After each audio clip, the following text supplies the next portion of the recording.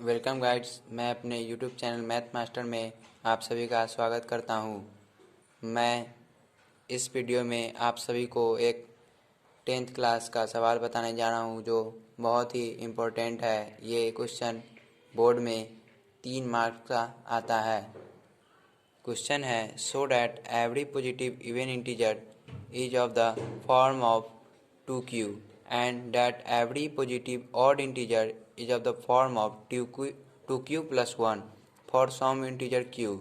ये सवाल आप सभी ध्यान से सुनिएगा क्योंकि ये सवाल अगर आप सभी जान लेंगे तो 3 नंबर आपको बोर्ड में आराम से आएंगे।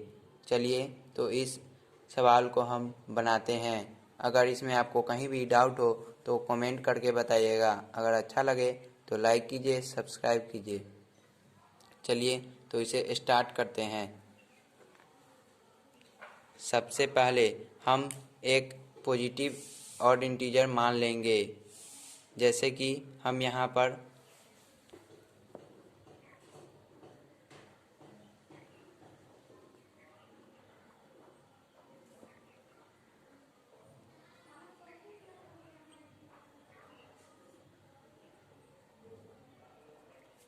हमने यहाँ पर n को पॉजिटिव इंटीजर मान लिया है।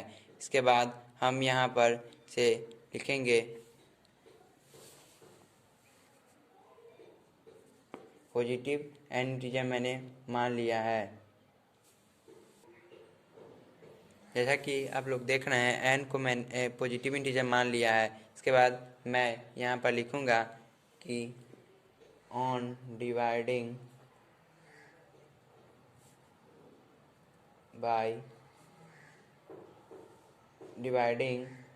by 2 then q is quotient and r is remainder। आप सभी जानते होंगे कि क्वोशेंट और रिमाइंडर q को मैंने क्वोशेंट मान लिया है और r को रिमाइंडर मान लिया है। चलिए तो इसे सॉल्व करते हैं। हम यहाँ पर n बराबर 2q प्लस r लिख सकते हैं। ये आप लोग सोच रहे होंगे कि मैंने ये कैसे लिखा है। इसे मैं इस ब्रैकेट के अंदर में बतलाता हूँ।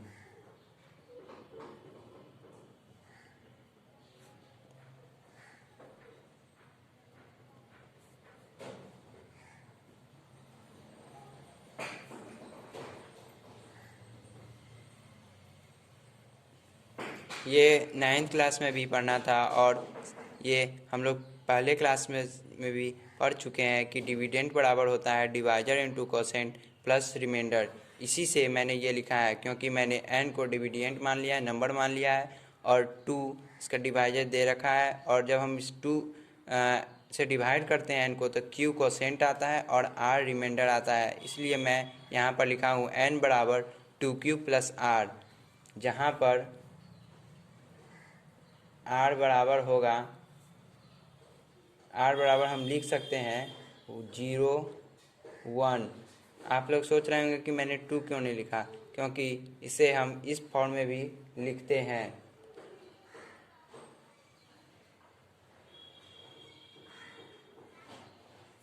ये कभी भी रिमाइंडर 2 से बड़ा या 2 के इक्वल नहीं होता है। अगर ये 2 के इक्वल हो जाएगा तो ये फिर से कट जाएगा, इसलिए ये 2 से हमेशा छोटा रहता है। या इसे कह लीजिए कि ये हमेशा डिविडेंड से छोटा रहता है, डिवाइजर से छोटा रहता है, और 0 के इक्वल भी होता है। यहीं से मैंने यहाँ 0 और 1 लिखा है। अब हम केस फर्स्ट में हम r बराबर 0 मानकर इस इक्वेशन में डालेंगे। जब हम यहाँ पर n बराबर 2q प्लस r में r का वैल्यू 0 डालेंगे तो n बराबर हमें 2q मिलेगा। केस सेकेंड में हम यहाँ पर r बराबर 1 डालकर चेक करेंगे। जब हम यहाँ पर 2q प्लस r में r का वैल्यू 1 डालेंगे तो n बराबर 2q प्लस 1 आएगा। फिर हम यहाँ पर इसके नीचे लिखेंगे in case first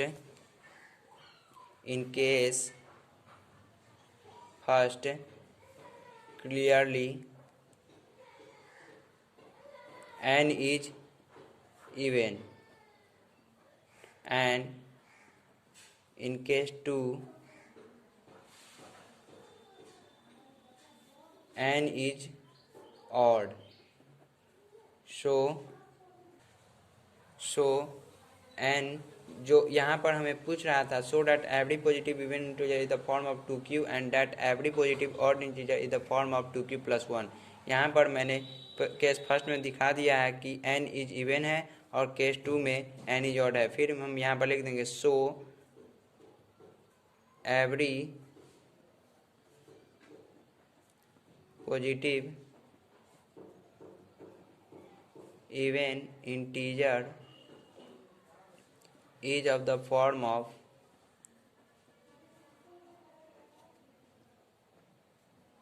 two q and that every positive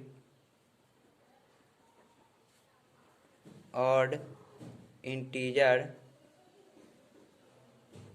is of the form 2q is of the form 2q plus 1। सो यहाँ पर ये सवाल प्रूफ हो गया है। इसे हम एक बार फिर से बता दे रहे हैं कि मैंने शुरू से क्या किया है। Let n is positive integer, मैंने एक पॉजिटिव इंटीजर मान लिया है। ऑन डिवाइडिंग बाई 2 से हम n को डिवाइड करेंगे। Then q is quotient and r is remainder, 2 से डिवाइड करने के बाद q कोसेंट आएगा और r रिमाइंडर आएगा। फिर हम यहाँ पर नीचे लिखे हैं n बराबर 2q प्लस r। n यहाँ पर डिविडेंट है, 2 यहाँ पर डिवाइजर है, q कोसेंट है और r रिमाइंडर है। यहाँ पर r बराबर 0 और 1 मैंने लिया है। मैंने ये बताया है कि रिमाइंडर कभी भी डिवाइजर से बड़ा नहीं हो सकता या उसके इक्वल भी नहीं हो सकता, इसलिए मैंने 2 से इसे छोटा लिया है, 0 और 1।